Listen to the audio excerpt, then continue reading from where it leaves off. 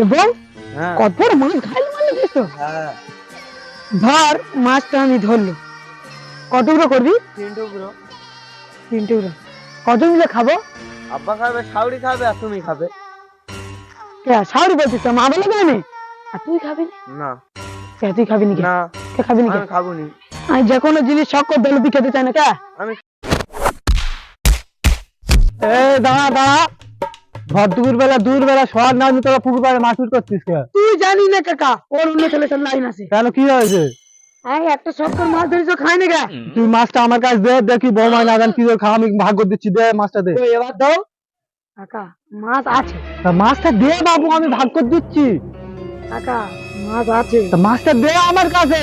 ওই এবার দাও, আর তখন তো মারতে এলে। মাছটা কাকা, একটা মাছ পুকুরে খাই মারলো। মারলো? আমি আর বলি মাছটা যেন আমি ধরলো, হ্যাঁ তখন কজন মিলে খাবো বলো? 3 জন মিলে। আমি বলি তুই খাবি নি? বলে কে তোমার, আমি খাবো না, আমার ভালো লাগে না।